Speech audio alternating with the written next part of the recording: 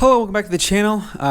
This will be a bit more of an interesting video. Not really much of a script, kind of a free form, off the head ideas here. I was just thinking about something, and unfortunately, at the time of recording, a few other guys have started to pick up on it as well.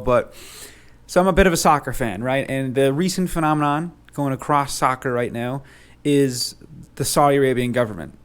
Their money, I forgot what the exact name is called, but basically they're going across and they're trying to sport wash, get rid of their bad, past things, right?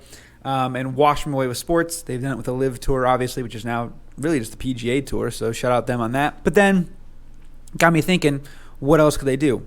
Then we saw them take over soccer.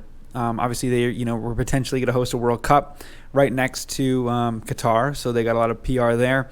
And then Messi got offered to go over there. He did not. Ronaldo went, which was crazy. Everyone was like, holy crap, he's actually going, making way too much money.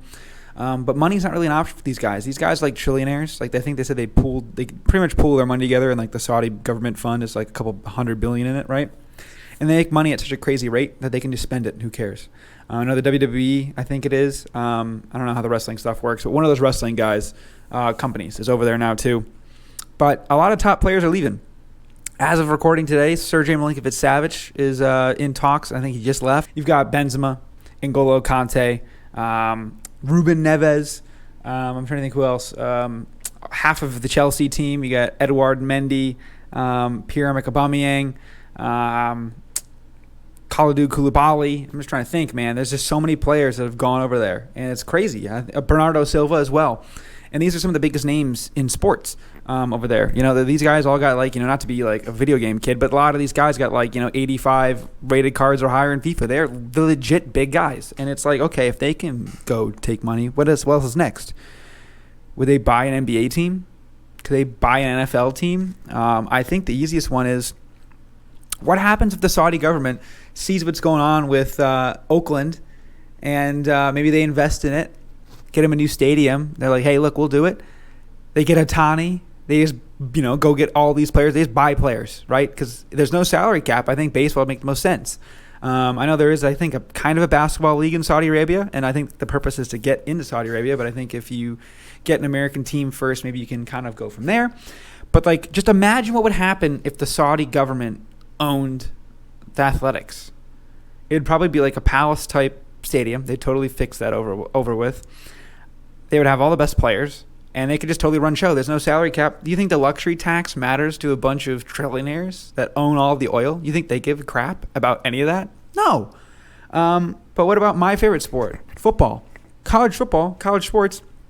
Again, think about how funny it would be if they found an independent program like, I don't know, UMass or like UConn, and they're like, look, this is our team. We're going to do our thing. We're going to go crazy. I'm trying to think. What would be a good example? Maybe Michigan. I don't know about Michigan as much, but I'm trying to think of a high Arabic population, like in Dearborn, Michigan.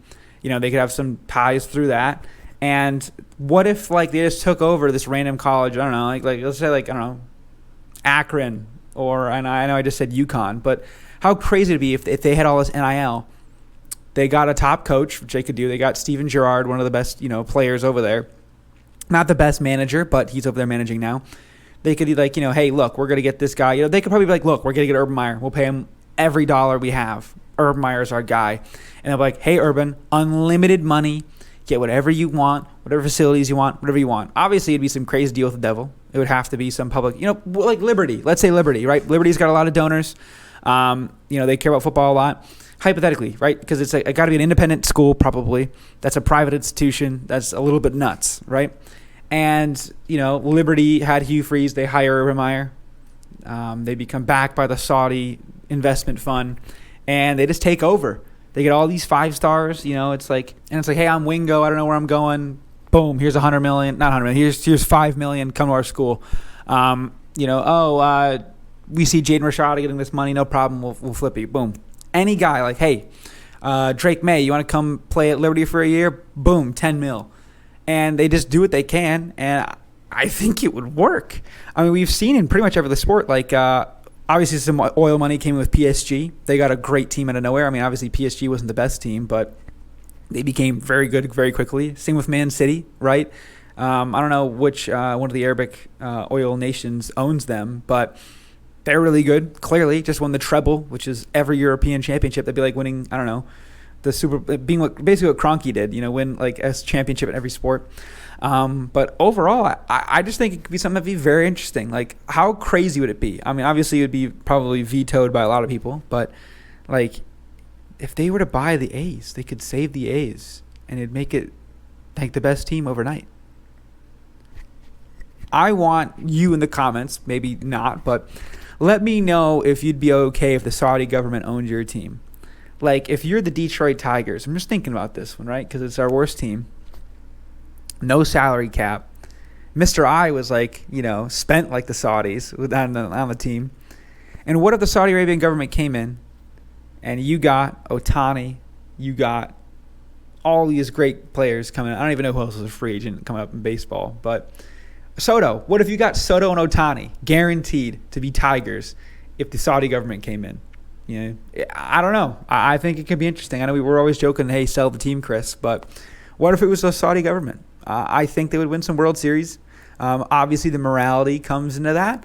And everyone is at some level got to think about where the line is between morality and winning championships. I think the longer the drought is, the more that line, moves one way or the other.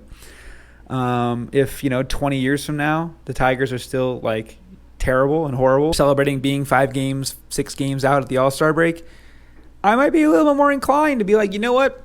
Not terrible. Let's make it happen. But who knows? Let me know what you think down below. How crazy it would be if, like, I don't know, Miami instead of Life Wallet was like, hey, Saudi government, let's go.